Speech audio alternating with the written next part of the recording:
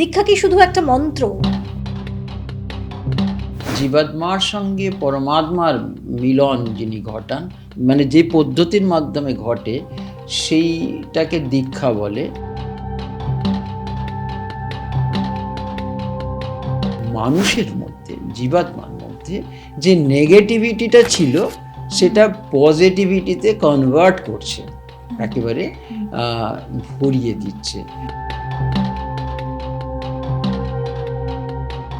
আর যদি যিনি এইটা দিচ্ছেন তারও একটা যোগ্যতা আছে, যিনি নিচ্ছেন তারও একটা যোগ্যতা আছে।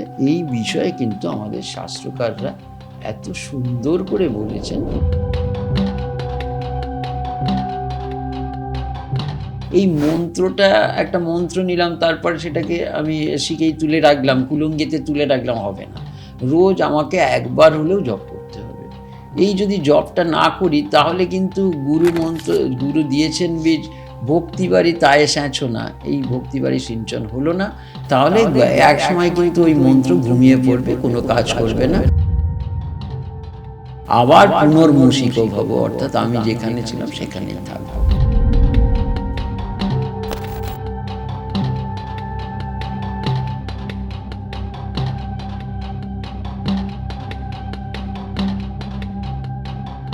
নমস্কার, মাইথোলজি বাই রেনেসার আরও একটা পডকাস্টের এপিসোডে আপনাদের সবাইকে স্বাগত। আমি রেনেসা আপনাদের সঙ্গে। আর আজকে আপনাদের একটা প্রশ্ন করি, দীক্ষা কি? জানেন কি? দীক্ষা কি শুধু একটা মন্ত্র, নাকি দীক্ষা এমন একটা জিনিস যা আমাদের পুরো জীবনটাই বদলে দেয়? একটা শব্দ, একটা স্পর্শ আর একজন গুরু, এই তিনটে দিয়েই কি পুরো জীবন, পুরো ভাগ্য পাল্টে দেওয়া যায়? একটা নতুন জন্ম হয়? দীক্ষা নিলে অনেকে পরম শান্তি পায়, আবার দীক্ষা অনেককে নাকি বিভ্রান্ত করে। এটা কি সত্যি? দীক্ষা আসলে কি? এই দীক্ষার এক একটা দিক এখনও অনেকের কাছে অজানা। দীক্ষার পদ্ধতি, সঠিক পদ্ধতি কি, এবং দীক্ষা সংক্রান্ত আরও অনেক কিছু আজকের এই পডকাস্টে থাকবে। আর এটা বলতে আজ আমার সঙ্গে যিনি রয়েছেন, অত্যন্ত পরিচিত এবং স্বনামধন্য ডক্টর জয়ন্ত কুশারি, যার পরিচয় আমার মনে হয় আলাদাভাবে করানোর দরকার নেই, কারণ তিনি যেমন এই বাংলায় রয়েছেন, বাংলার বাইরে রয়েছেন, তার কাজ, তার পরিচয়। আন্তর্জাতিক স্তরেও তিনি কাজ করেছেন, একাধিক জায়গা থেকে পুরস্কৃত হয়েছেন, এবং আমাদের বাঙালিদের চোখ ফোটার, মানে আমি বলতে পারি যে মানে আমার প্রজন্মের চোখ ফোটার আগেও তিনি তখনই আন্তর্জাতিক স্তরে নানান ক্ষেত্রে এমন কাজ করেছেন যে একের পর এক সম্মান এসেছে তার ঝুলিতে। কিন্তু এটা তার পরিচয়ের পরিধি নয়, কারণ তার পরিধি আরও বেড়েছে। তিনি একজন প্রাজ্ঞ এবং এমন একজন মানুষ যার কাছে গেলে প্রত্যেকটি প্রশ্নের উত্তর পাই। তেমনই একজন মানুষকে আমি আমার পডকাস্টে আজকে এনেছি। কেমন আছেন? হ্যাঁ, খুব ভালো আছি। তুমি ভালো আছো? আমি ভালো আর আছি। তোমার কাজ তো আমি দেখছি, খুব ভালো লাগছে।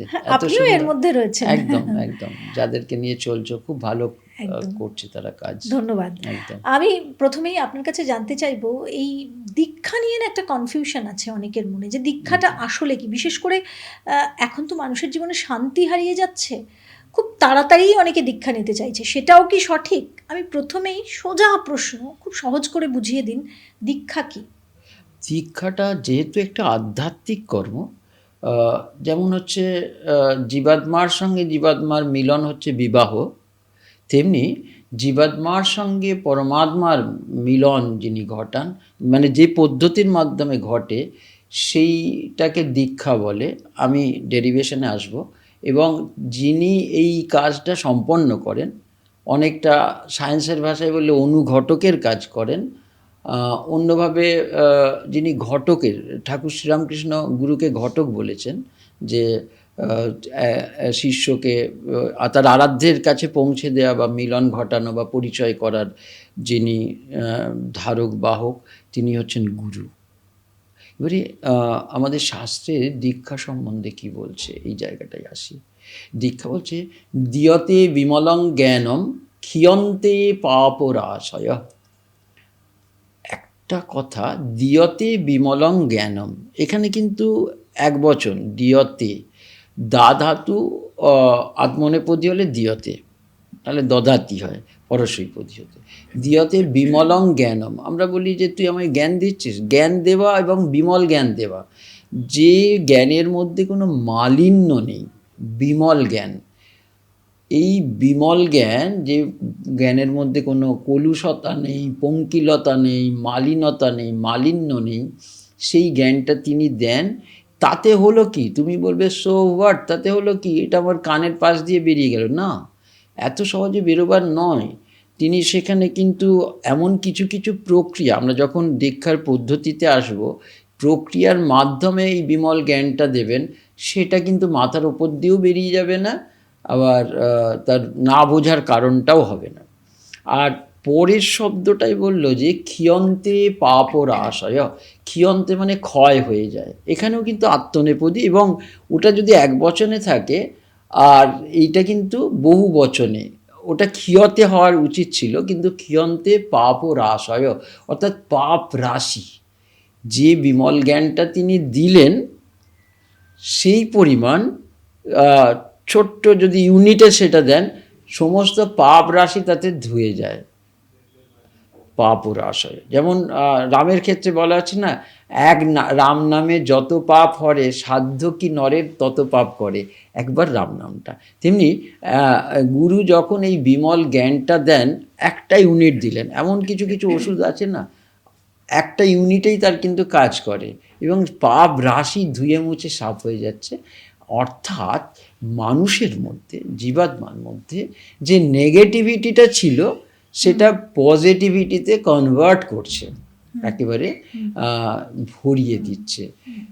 তো এই যে এত কিছু গুরুগম্ভীর ব্যাপার, সেইটা নিশ্চয়ই পদ্ধতি মেনে হয়, এবং যদি পদ্ধতি মেনে না হয় তাহলে কি হয়, আর যদি যিনি এইটা দিচ্ছেন তারও একটা যোগ্যতা আছে, যিনি নিচ্ছেন তারও একটা যোগ্যতা আছে, এই বিষয়ে কিন্তু আমাদের শাস্ত্রকাররা এত সুন্দর করে বলেছেন। তো দীক্ষা নেওয়ার কি একটা সময় আছে, মানে যে কোনো বয়সে দীক্ষা নেওয়া যায়? একদম নেওয়া যায়, হ্যাঁ, একদম একদম সেটা। এবং আমাদের বলা হচ্ছে, একটু আগে আমরা যেটা বলছিলাম, যে জীবাত্মার সঙ্গে জীবাত্মার যে মিলন, সেটা যদি বিবাহ হয়, একটি পুরুষ একটি নারী, সেই জীবাত্মার সঙ্গে জীবাত্মার মিলনের সাথে সাথে এই পরমাত্মার মিলন ঘটানো, অর্থাৎ ট্রান্সেও পর্যন্ত চলে যেতে পারে, অর্থাৎ সমাধিস্থও হতে পারে, যদি গুরুকরণ ঠিক থাকে। গুরুকরণ, গুরু যদি খুব তাজা হন, গুরু যদি গুরুর যোগ্যতা সম্পন্ন হন, সেখানে কিন্তু তার আধ্যাত্মিক পথও কিন্তু খুব মসৃণ হয়ে যায়। সাংসারিক পথ, আমরা তো দুটো আছে, আমরা বলি ধর্ম এবং কর্ম একই সঙ্গে, ধর্ম এবং কর্ম, কর্মটা আমাদের সংসার জীবন, আর ধর্মটা হচ্ছে এই আধ্যাত্মিক জীবন। এই আধ্যাত্মিক জীবনের যিনি পথপ্রদর্শক, তিনি গুরু। তাহলে সেই গুরুর একটা তো যোগ্যতা থাকতে হবে, তিনি শান্ত হবেন, তিনি দান্ত হবেন, তিনি কুলীন হবেন, তিনি শুদ্ধ বেশ হবেন, তিনি মন্ত্রে দক্ষ হবেন, তার শাস্ত্র সম্বন্ধে তার জ্ঞান থাকবে, ইত্যাদি ইত্যাদি, এগুলো তার থাকতে হবে। অন্যদিকে শিষ্যকেও হতে হবে বিনয়ী, শান্ত, ধীর, এবং যার অন্যের কথায় কান গরম হয়ে যায় না, তিনি ধীর। তার মানে জীবনের অনেকে বলে না যে তুমি এখন দীক্ষা নেওয়ার যোগ্য হওনি, তার মানে জীবনের এমন একটা সময় যখন তুমি ধীর, স্থির, তুমি অনেক ম্যাচিওর। একদম এই কথাটাই আমি বলতে চাইছিলাম, যে ম্যাচিওর। এইখানে কিন্তু আমরা একবারে বাস্তব থেকে আসব, উদাহরণটা নেব, যে ক্ষেত্র প্রস্তুত করা। ক্ষেত্র প্রস্তুত করা, যিনি চাষ করেন, কৃষক, তিনি তার আগে জমিটাকে সংস্কার করেন। যিনি ঠাকুর গড়েন, তিনি কিন্তু মাটিটার থেকে এই কাঁকড় বালি মাটিটাকে তাকে পরিষ্কার করে সেটাকে চেলে নেওয়া, তারপরে কিন্তু ওই প্রতিমা বা মূর্তি গড়ার উপযোগী করে নিতে হয়। তেমনি আমাদের যারা দীক্ষা নেবেন, তাদের ওই মানসিক ক্ষেত্রটাকে, শারীরিক ক্ষেত্রটাকে প্রস্তুত করতে। এই জন্যই বোধহয় বলে, আপনি বললেন যে কোনো বয়সেই দীক্ষা নেওয়া যায়, কিন্তু ওই স্তরে না পৌঁছলে দীক্ষা নেওয়া যাবে না, মানে বয়সটা অল্প হোক, কিন্তু মানুষ হিসাবে সেই ম্যাচুরিটি অ্যাচিভ না করলে দীক্ষা নেওয়া যায় না। ম্যাচুরিটি না এলে গুরু ছাড়া দীক্ষা হয়? আসলে একজন তো পথপ্রদর্শক হতে হবে, একজন তো ওই মিলনটা ঘটাতে হবে জীবাত্মার সঙ্গে পরমাত্মা। এরকমও শোনা যায় যে আমার স্বপ্নে আমি দীক্ষা পেয়েছি, স্বয়ং আরাধ্য, স্বয়ং আমার ইষ্ট আমাকে এসে দীক্ষা দিয়েছেন। এটা খানিকটা ভাবের জগতে। কিন্তু আমাদের সনাতন ধর্ম, এখানে তো কতগুলো প্রক্রিয়ার কথা বলা হয়েছে। তো ধর্মীয় যদি ক্ষেত্রে যাই, সেইটাকে কিন্তু খুব একটা প্রাধান্য দেওয়া হলো না, যেখানে পদ্ধতি মেনে যে দীক্ষাটা দেওয়া হয়। আপনি বারবার পদ্ধতির কথা বলছেন। অনেক সময় দেখা যায় যে আমি যাকে গুরু ভাবছি, যাকে আমি ভাবছি যে না আমি এনার কাছে সমর্পণ করব এবং এনার থেকেই দীক্ষা নেব, এনার চোখেই আমি নতুন আলো দেখব, নতুন জন্ম হবে আমার। কিন্তু দেখা গেল যে তিনি আসলে ভুল। কারণ আজকালকার হ্যাঁ, যুগে একদম ইটস ভেরি ফ্র্যাঙ্কলি স্পিকিং যে মানে আপনি পদে পদে ভুল মানুষের একদম কাছে পড়ে যেতে একদম পারেন এবং অনেক জায়গায় চিটেডও হতে পারেন। একদম এইরকম একটা সময় ভুল গুরুর কাছে যদি আপনার দীক্ষা হয় তাহলে কি সর্বনাশ হতে পারে? ১০০ বার ১০০ বার। আমাদের ওই তোমার কথা যে টেনে এটাই বলবো যে আমাদের বলা হচ্ছে যে গুরুকে কিন্তু যাচাই করে নিতে হবে। যদি স্বামীজি এবং ঠাকুরের কথায় আসি, বারবার স্বামীজি কিন্তু তাকে যাচাই করছে। এইখানে কিন্তু শিষ্যকে হতে হবে খুব তাত্ত্বিক, এবং তিনি কিন্তু খুব মানে যুক্তি দিয়ে সেই জায়গাটাকে আনবে। আমি গুরুকরণ করার আগে আমার জীবনের অনেকটা অংশ কাটিয়ে দেবো, কেননা তাকে সব সময় তাকে আমি পরীক্ষা করে নেব। এই যে একটু আগে তুমি বললে কোনো ইম্পস্টারের হাতে পড়লাম, কোনো ফ্রডের হাতে পড়লাম, এটাই তো হামেশা দেখা যাচ্ছে। যার মন মুখ এক নেই, যিনি বহিরঙ্গে একরকম, অন্তরঙ্গে তিনি একজন সমাজকে লুটে পুটে খাচ্ছেন, ডাকাত, তার থেকেও বোধহয় বেশি, যেটাকে পরিভাষায় ইম্পস্টার বলে। তো এই ইম্পস্টারের হাতে যাতে না পড়ি, শাস্ত্রকাররা প্রথমেই আমাদের সতর্ক করে, তোমার জীবনের পুরো অংশটাই কাটিয়ে দাও গুরুকে যাচাই করে, যাতে এইরকম ফ্রড বা ইম্পস্টারের হাতে না পড়তে হয়। তাতে আমি পরিণত বয়সে নিই, জীবন সায়ান্নে নিই, তাতে কোনো ক্ষতি নেই, কিন্তু যাচাই গুরুকে করে একদম এই যাচাই করে তাড়াহুড়ো করলে হবে না। কোনো আমাদের বলা আছে হও ধর্মেতে ধীর, হও কর্মেতে বীর। ধর্মীয় ক্ষেত্রে কিন্তু আমাকে যতক্ষণ না আমার মন সায় দিচ্ছে ততক্ষণ পর্যন্ত আমি গুরুকরণ করব না। আমি অনেক মানুষের ক্ষেত্রে দেখেছি দীক্ষা নিয়েছেন বা ইভেন পুজোর মন্ত্র উচ্চারণেও মন কানেক্টেড হওয়াটা খুব জরুরি। আমি যখন দীক্ষা নিচ্ছি, আমার যখন নতুন জন্ম হচ্ছে, আমি তখন পুরোপুরিভাবে সমর্পিত, না আমি এই কাজগুলো আমাকে করতে হবে এবং সেটা মন থেকে। কিন্তু মন চঞ্চল, বেশিরভাগ ক্ষেত্রেই দেখা যায় মানুষ যখন দীক্ষা নেওয়ার পরেও গুরুমন্ত্র করতে হয়, বলতে হয়, তাই বলছেন, মনে অন্য চিন্তা, আচ্ছা গ্যাসে কড়াই বসে এসেছেন, এখানে এই করে এসছেন, এখন ওই করতে হবে, তারপর আমার মেয়েকে আনতে হবে, ছেলেকে আনতে হবে, এরকম না।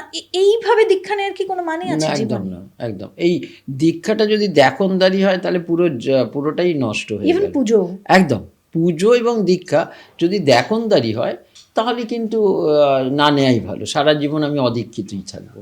যে কারণে আজকাল আমরা দুর্গাপুজোর ক্ষেত্রে, এর আগে একটা আমরা এপিসোড করেছিলাম, এখন দুর্গাপুজোটা অনেকেই বলে যে সামাজিকতা। হ্যাঁ, আমার এখানে শুভম এসেছিল, শুভম ব্রহ্মানন্দজি, যাদের সঙ্গেই আমরা কথা বলি, এবং আপনিও বহুবার বলেছেন যে এই দুর্গাপুজোটা এখন যে জায়গায় দাঁড়িয়েছে, যে আমায় করতে হবে একটা সোশ্যাল গ্যাদারিং, কিন্তু এর যে মাহাত্ম্য রয়েছে, কেন দুর্গাপুজো করছি, এর যে নিয়ম নিষ্ঠা, এবং সর্বোপরি যাই আমি, আমার সব কিছু চলে যাক, কিন্তু আমার মন সমর্পণ হবে, আমি দেবীকে আবাহন করছি এবং আমার মন সেখানে পরিপূর্ণভাবে তার কাছে সমর্পিত, সেটা করতে পারছি না। আমি পুষ্পাঞ্জলি দিচ্ছি, আমি ভাবছি আমার লিপস্টিকটা ঠিক আছে তো, আমার চুল ঠিক আছে তো, আমি যখন অন্য ভোগ বিতরণ করছি, আমি তখন চিন্তা করছি যে আমি কি একটু ভোগের থেকে একটু কম দেব, আমি এটা এইভাবে দেব।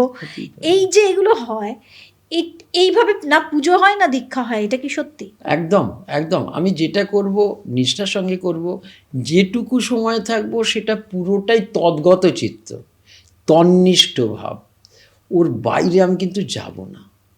ওইটুকু সময় আমি সেটা যদি 48 মিনিট দিই, আমাদের শাস্ত্রের ভাষায় এই যে কোনো ধর্মীয় ক্ষেত্রে অন্তত তোমাকে বিলং করতে হবে 48 মিনিট।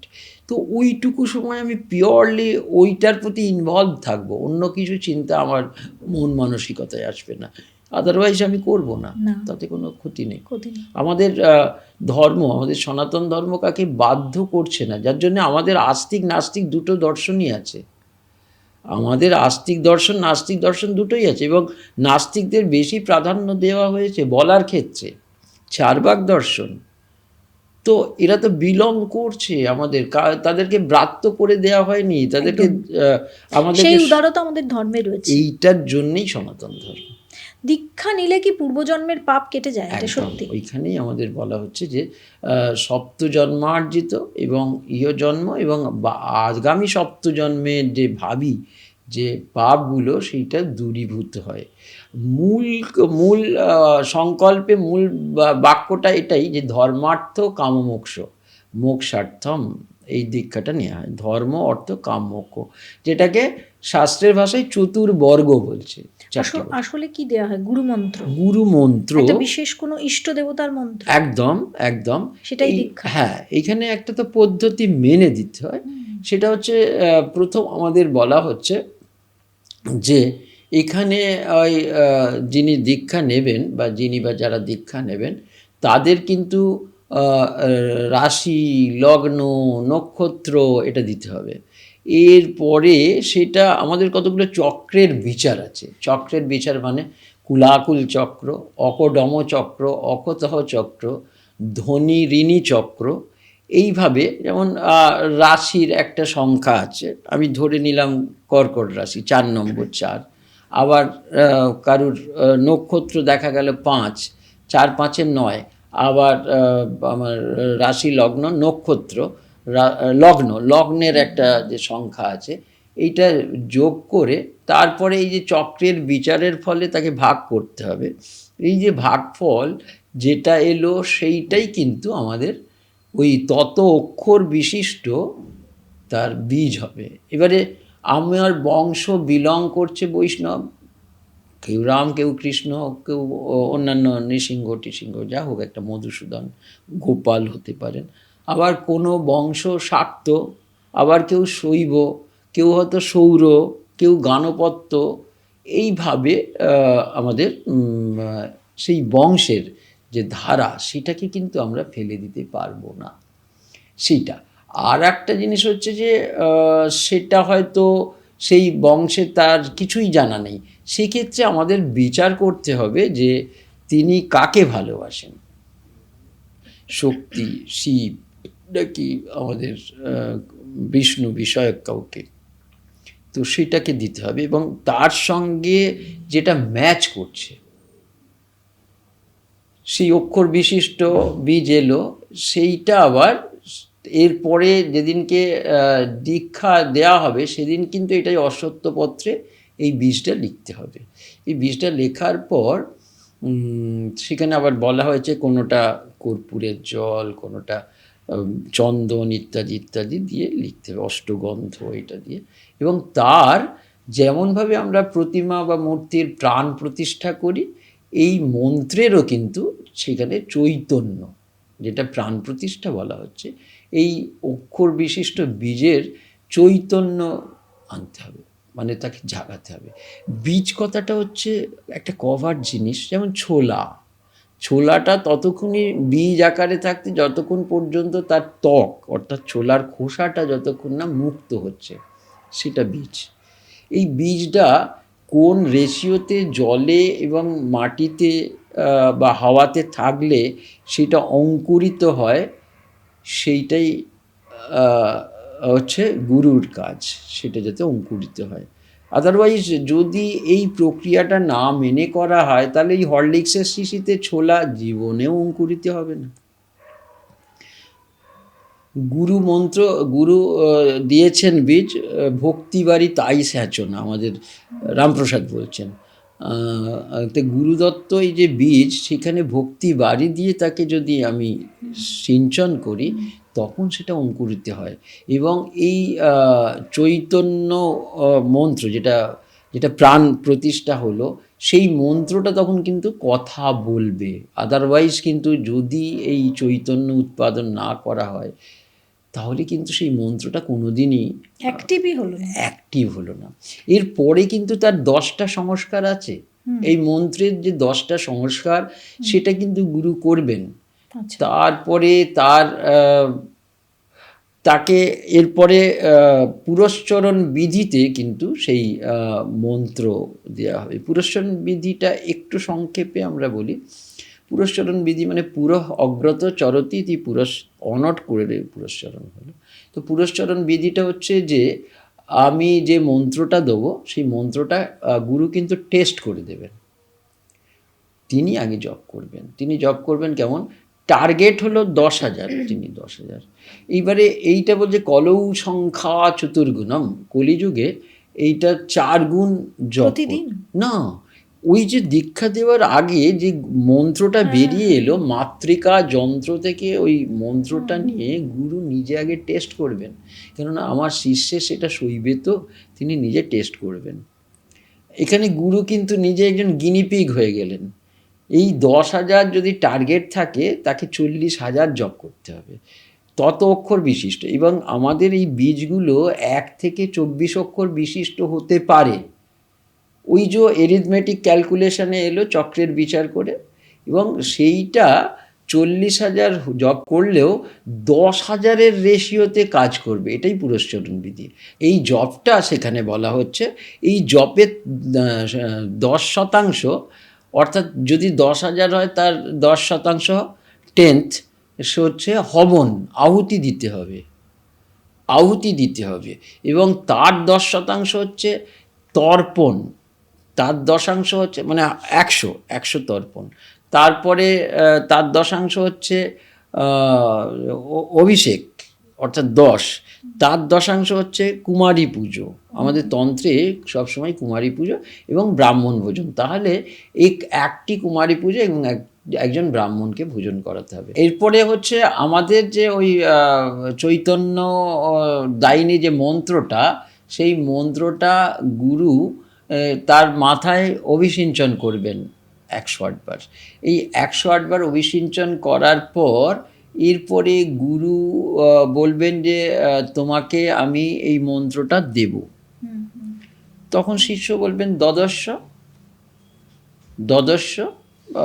এই দদস্য বলার পর তার মাথায় এবারে কিন্তু ওই প্রণবপুটিত, মায়াবীজ পুটিত এবং রমাবীজ পুটিত যে মন্ত্রটি, এবং ওই বীজ মন্ত্রটি এইটা তার মাথায় 108 বার জপ করবে।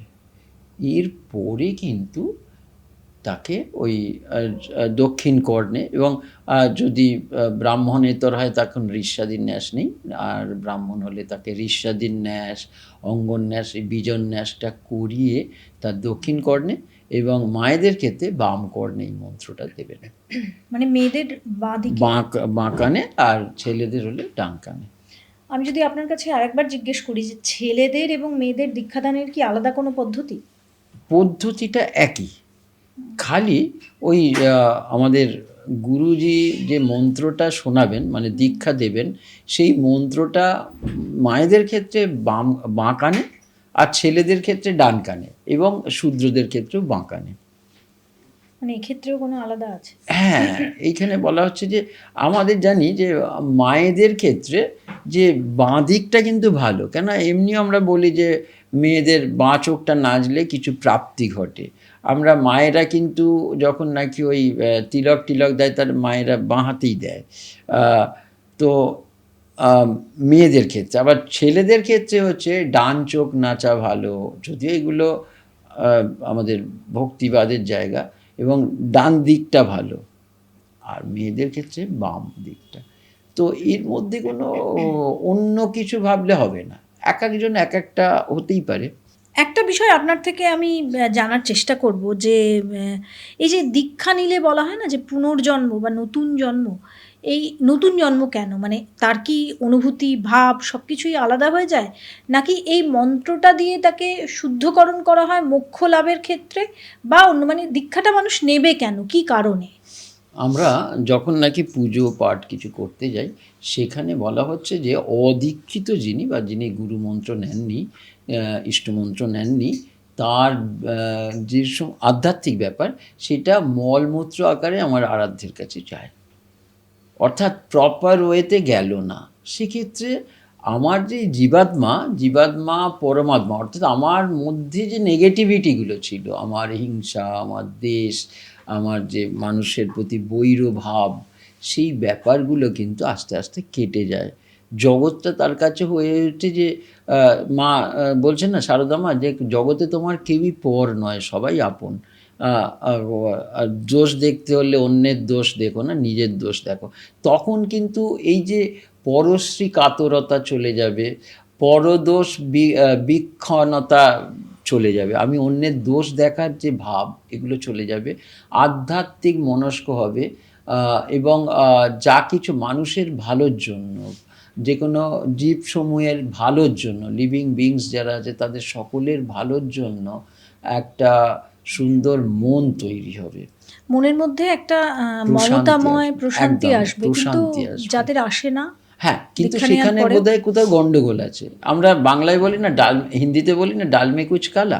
যদি পদ্ধতিগত দিক হয়ে থাকে, যদি দীক্ষাটা যদি ফ্যান্সি হয়ে যায়, খানিকটা দেখনদারি, ও নিয়েছে আমাকে নিতে হবে। আবার এখানে আর একটা জিনিস হচ্ছে যে পদ্ধতিগত মেনে এই পদ্ধতিটা করেছেন কে? এই তন্ত্রসারে প্রবক্তা হচ্ছেন শঙ্কর ভগবান, এবং এটা শুনছেন কে? মা দুর্গা। তো তাহলে এই আদেশগুলো, এই নির্দেশগুলো শিব ঠাকুরের। তো এইটা যদি পদ্ধতিগত মেনে করা হয়, তাহলে সব কিছুই পজিটিভ হবে। আর যদি আমি জলকে দূষিত করে খাই, আমার ডায়রিয়া হবে। তাহলে পদ্ধতি মেনে করলে ঠিক হবে। অন্যদিকে আর একটা জিনিসও আছে, সেটা হচ্ছে আমার শিষ্য বা শিষ্যারও একটা ভূমিকা আছে। এই মন্ত্রটা, একটা মন্ত্র নিলাম, তারপরে সেটাকে আমি শিখেই তুলে রাখলাম, কুলুঙ্গিতে তুলে রাখলাম, হবে না। রোজ আমাকে একবার হলেও জপ করতে হবে। এই যদি জপটা না করি, তাহলে কিন্তু গুরু দিয়েছেন বীজ, ভক্তিবাড়ি তায়ে স্যাঁচো না, এই ভক্তিবাড়ি সিঞ্চন হলো না, তাহলে এক সময় কিন্তু ওই মন্ত্র ঘুমিয়ে পড়বে, কোনো কাজ করবে না, আবার পুনর্মূষিক ভব, অর্থাৎ আমি যেখানে ছিলাম সেখানেই জিজ্ঞেস করতে চাই, আপনি বললেন যে ঘুমিয়ে পড়বে মন্ত্র, হ্যাঁ, যদি মন্ত্রটা মন্ত্রটা ঘুমিয়ে অ্যাক্টিভ পড়বে, থাকবে না, অ্যাক্টিভ থাকবে তার না। মানে কি দীক্ষার মন্ত্র খুব শক্তিশালী? একদম ভীষণ অ্যাক্টিভ, এবং এটা পরীক্ষিত সত্য, প্রমাণিত সত্য। তো আবার যদি বিপরীতটা হয়, তাহলে কিন্তু সেই মন্ত্র কাজ করবে না, অর্থাৎ তার বিপরীত প্রতিক্রিয়াটা আমরা দেখতে পাবো। অর্থাৎ নানা রকম যে তার যে প্রতিক্রিয়াগুলো, সেগুলো দেখতে পাবে, এবং সেগুলো তো নিশ্চয়ই নেতিবাচক। দীক্ষা কি একটা মানুষের চরিত্র বদলে দেয়? একদম। তার মানে কি দীক্ষা নেচারটাও জীবনের এমন একটা পর্যায়ে নেওয়া উচিত যখন তার মন শুদ্ধ, তৈরি, একদম একদম এবং আসলে দীক্ষা একটা শুদ্ধিকরণ? পুরোটাই শুদ্ধিকরণ, পুরোটাই শুদ্ধিকরণ। তাহলে দীক্ষা কোনো প্রাপ্তির জন্য নয়, দীক্ষা আসলে আমার যে চেতনা, আমার যে আপলিফমেন্ট, সেটার জন্য। আমার যে আধ্যাত্মিক উত্তরণ, অবতরণ, সেটা হবে না যদি পদ্ধতিগত মেনে হয়।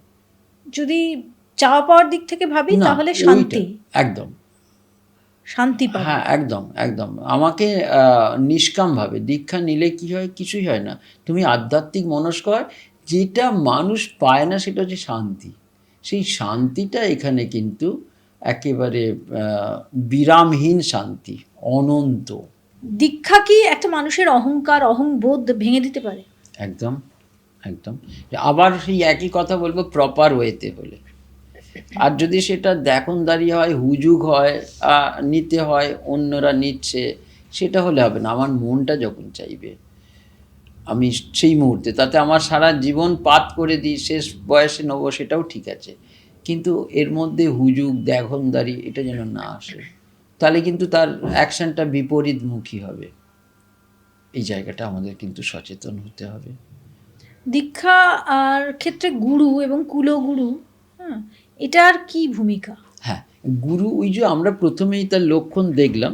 এইবারে একটা পরিবারগত একটা দিক আছে, যে সেখানে কুলগুরু আছেন, হয়তো যিনি তার পিতামহকে বাবা ঠাকুরদাকে যিনি দীক্ষা দিয়েছেন তিনি হয়তো খুব সাত্ত্বিক ছিলেন, তিনি ভীষণভাবে এই মন্ত্রতন্ত্রের বিষয়ে বিশারদ ছিলেন, একজন সুপ্রতিষ্ঠিত মানুষ ছিলেন, কিন্তু তার পরের যিনি উত্তর পুরুষ, তার ছেলে নাতি, তিনি হয়তো সেই জায়গায় নয়। কিন্তু আমাদের একটা আবেগ কাজ করে যে গুরু ত্যাগ করতে নেই, কুলগুরুর কাছে নেব।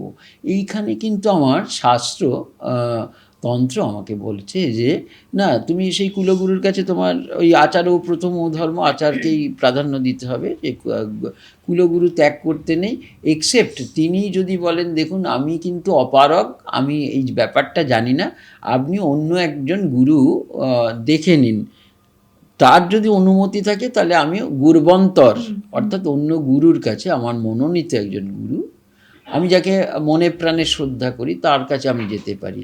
আদারওয়াইজ তিনি যদি গুরুর যোগ্যতায় উত্তীর্ণ হননি, তিনি যদি দীক্ষা দেন, সেখানে কিন্তু সেই দীক্ষাটা নিতে হবে। কিন্তু এখানে আমার শাস্ত্র বলছে যে সেক্ষেত্রে আমি তার থেকে দীক্ষা নিলাম, আমি ধর্মকে বুড়ো আঙুল দেখালাম না, কিন্তু শিক্ষা নেওয়ার জন্য আমার একজন শিক্ষা গুরু। কিন্তু দীক্ষা নেওয়ার সময় আজকাল দেখা যায় অনেকে আর্থিক দিকটাও দেখে, মানে অর্থ নিয়ে দীক্ষা দেয়। এটা এই জায়গাটায় আমাদের একটা কথা বলা হচ্ছে যে গুরু নির্লোভ হতে হবে, এই তার যোগ্যতার অন্যতম একটা দিক। এবারে তিনি নির্লোভ হবেন, কিন্তু সেক্ষেত্রেও আমার শিষ্যের একটা ব্যাপার আছে যে আমার গুরু আমার জন্য এত মানে নয় করে এই কুলাকুল চক্র অমুক টমুক করে তার হয়তো দেখা গেল 10-12 দিন কেটে গেছে দীক্ষার আগে, এবং দীক্ষার দিনও 3 থেকে 4 ঘন্টা লেগে যায়। তার আমি যদি বর্তমানের নিরিখে বা আমি যদি যুক্তির নিরিখে যদি যাই, সেখানে তার তো একটা পারিশ্রমিক বলি না, তার তো একটা দক্ষিণা আছে। সেই জায়গাটা কিন্তু শিষ্যকে দেখতে হবে, যে আমার বাড়িতে কোনো কাজের লোক, সে ছুতোর মিস্ত্রি হোক বা যেই হোক, কাজ করলে তো তার একটা তো পারিশ্রমিক আছে, দিন 12 তিনি আমার জন্য কাটিয়েছেন, তার এই ভাবনাটা যেন খুব থাকে। গুরু ডিমান্ড করতে পারেন না, কিন্তু শিষ্যকেও সেই জায়গায় কিন্তু মানে বাস্তবের নিরিখে তাকে ওই সম্মান দক্ষিণ। কিন্তু এখন তো দেখা যায় যে দীক্ষার জন্য এই রেট, এটার জন্য না, এটা তো আবার অশাস্ত্রীয় হয়ে গেল, এটা অশাস্ত্রীয়। কেন, এটা তো আমি বিক্রি করছি না, এটা তো পণ্য বিনিময় নয়, এটা নিষ্কামভাবে করতে হবে। গুরু তিনি দায়বদ্ধ, তিনি ধর্মের প্রতি দায়বদ্ধ, তিনি শাস্ত্রের প্রতি দায়বদ্ধ, তাকে তার মানে সেদিক থেকে নির্লোভ হতে হবে, একদম দায়বদ্ধতা আছে নিষ্কামভাবে, কিন্তু সমাজের প্রতি তার দায়বদ্ধতা আছে। কিন্তু অন্য দিক থেকে শিষ্যকেও কিন্তু সেইটা খেয়াল রাখতে হবে যে তাকে আমি ঠকাচ্ছি না। তো দীক্ষা কি তাহলে সে অর্থে যদি আমরা বিজ্ঞানের ভাষায় বলি, তাহলে দীক্ষা আসলে স্ট্রেস ম্যানেজমেন্ট একটা সিস্টেম।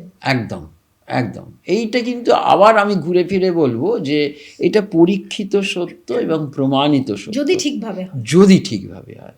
আমি আরেকটা বিষয় বলবো, গৃহস্থ মানুষের জীবনে তো অনেকগুলো দায়িত্ব থাকে, কর্তব্য থাকে, এবং দীক্ষা নেওয়ার পরেও দেখা যায় একটা ঢিলেমি, একটা আলসেমি, এবং আবার সেই ঘর ঘর কি কাহানি যেটা হয়, ঘরের মধ্যেই কুট কাচালি বা ঠোকাঠুকি বাসনের মনোমালিন্য, এগুলো চলতেই থাকে। তাহলে কিন্তু দীক্ষা নেওয়ার কোনো অর্থ কি রয়েছে, নাকি গুরু ঠিক হলেও শিষ্য সেটাকে বহন করতে পারছে না, এরকমটাও কি হয়?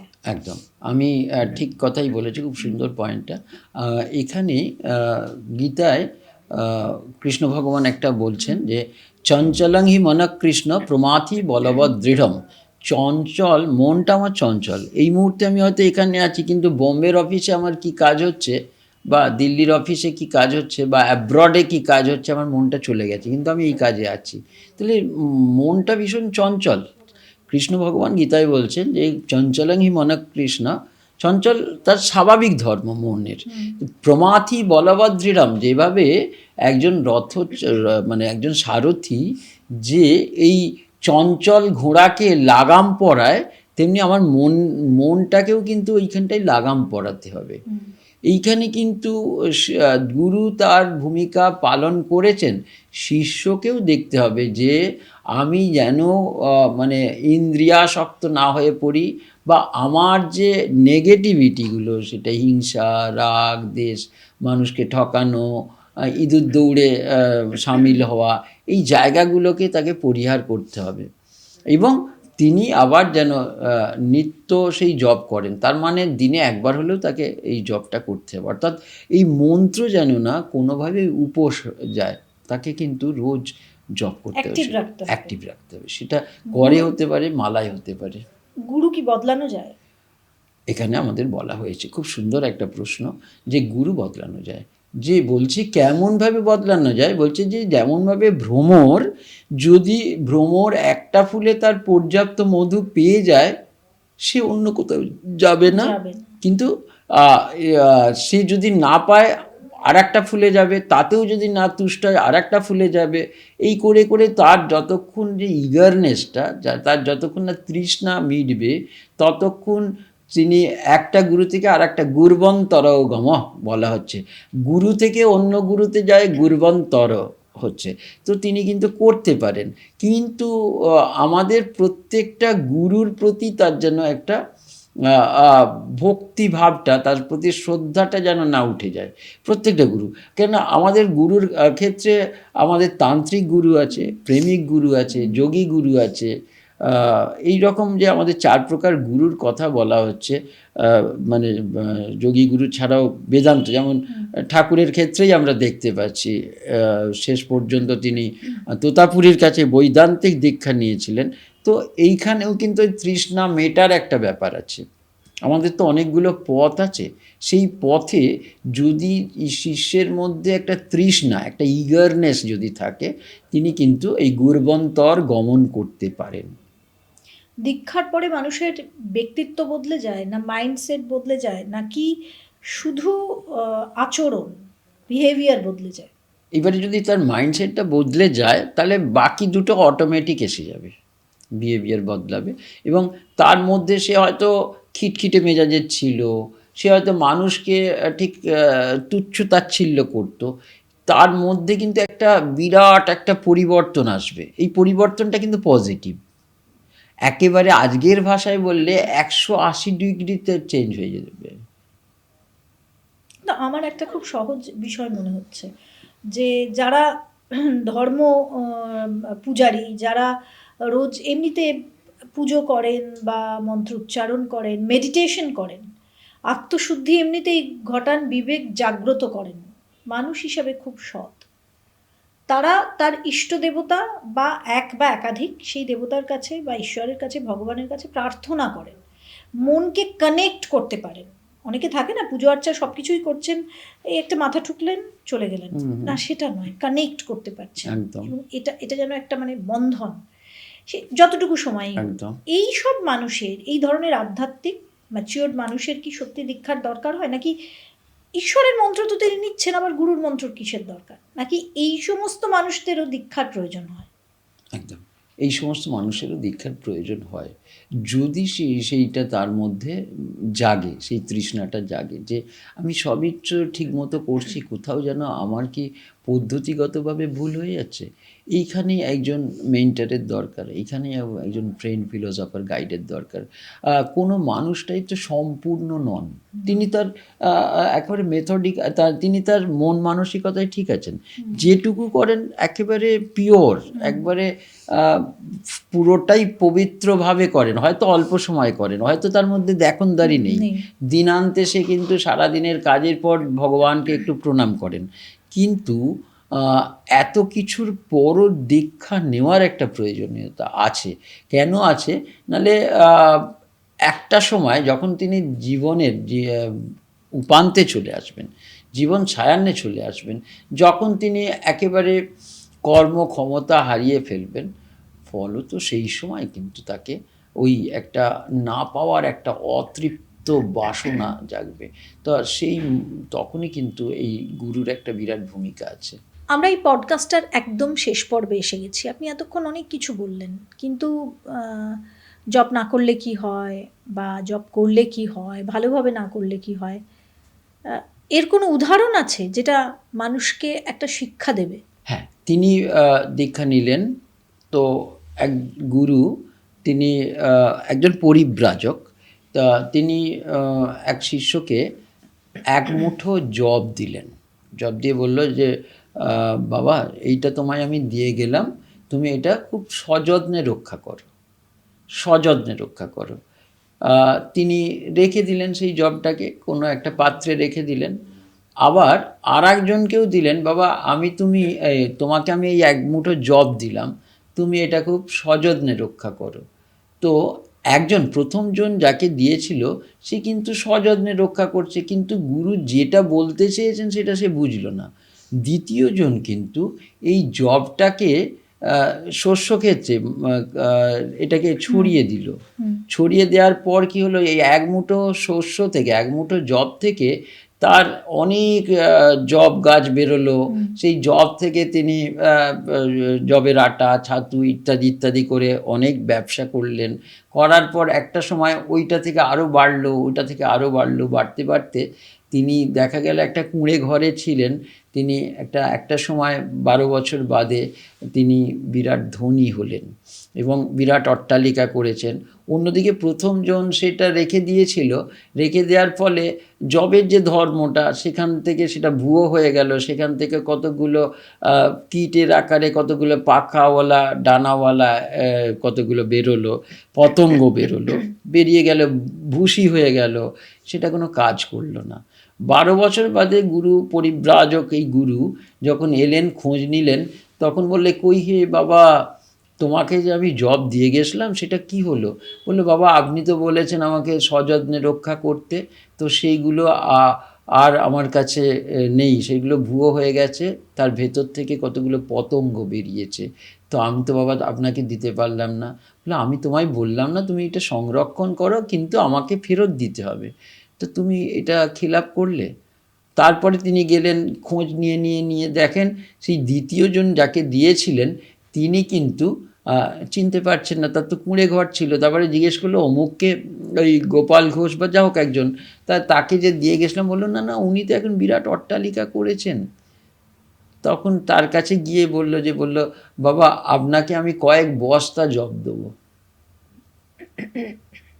আসলে এইটার মধ্যে দিয়ে এটাই বলা হলো, সেই জবটাকে অ্যাপ্লিকেশানের মধ্যে আনতে হবে। ওটা জব যেটা, সেটা জব, সেইটা যদি জব করি তাহলে আধ্যাত্মিক সম্পন্ন বিরাট অট্টালিকার, এবং তার ডিভিডেন্ড, আজকের বাণিজ্যের ভাষায় বলছি, তার ডিভিডেন্ড কিন্তু আমি গুরুকে কয়েক বস্তা, এক মুঠো জবটা কয়েক বস্তা জব আমি দিতে পারলাম, এবং আমিও কিন্তু গুছিয়ে নিলাম আধ্যাত্মিক মার্গে। আমি অনেক তলা, মানে একটা বিরাট অট্টালিকা বানিয়েছি, মানসিক প্রস্তুতি, আমি দেবগৃহ, আমি মন্দির প্রতিষ্ঠা করেছি। অন্যদিকে যিনি জব করলেন না, তার জীবনটা ভুয়ো হয়ে গেল। একদম, খুব সুন্দর একটা উদাহরণ দিয়ে আপনি বোঝালেন। আমার মনে হয় এর থেকে ভালো এরকমভাবে ব্যাখ্যা সহজভাবে আর হবে না। আমার পডকাস্ট থেকে এটাই আমরা আপনাদের সামনে তুলে ধরলাম। তবে দীক্ষা সংক্রান্ত আপনাদের যদি আরও কোনো প্রশ্ন থাকে অবশ্যই আপনারা জানাবেন। আমরা আবার আরেকদিন আমরা এই নিয়ে একটা এপিসোড করব, কিন্তু আজকে আমাদের সময়টা শেষ হয়ে গেছে, তাই এই এপিসোডটা এখানেই শেষ করছি। একটা কথা শুধু বলবো যে কেন আমরা দীক্ষা নিই সেটা বোধহয় আজকের এপিসোড থেকে পরিষ্কার হলো। অর্থাৎ দীক্ষা নেওয়ার পর আপনি যদি চান যে আমার সম্পত্তি হোক, আমার 7 মহলা বাড়ি হোক, না, সেটা হবে না। দীক্ষা হলো আমার নিজের চেতনার উত্তরণ, আমার আধ্যাত্মিকতার একটা স্টেপ পেরোনো, এবং সেটা হলো ওই যে বলি না আমরা মুক্তি, এই মুক্তি লাভের পথে আমি আরও অনেক এগিয়ে গেলাম। তাই দীক্ষা আমাকে পুরোপুরি মানুষ হিসাবেও বদলে দেবে। তাই যখন আপনি প্রস্তুত হবেন তখনই শুধু দীক্ষা নিন। আজকের এই এপিসোডটা এখানেই শেষ করছি। আর একটা কথা বলি যে এই পডকাস্টটা অবশ্যই লাইক করবেন, শেয়ার করবেন, আর যদি আপনাদের ভালো লাগে তাহলে অবশ্যই কমেন্ট করবেন। কমেন্টে আপনাদের কোনো প্রশ্ন থাকলে করবেন। আর একটা কথা সবসময় বলি যে চ্যানেলটা এক্ষুনি সাবস্ক্রাইব করে নিন।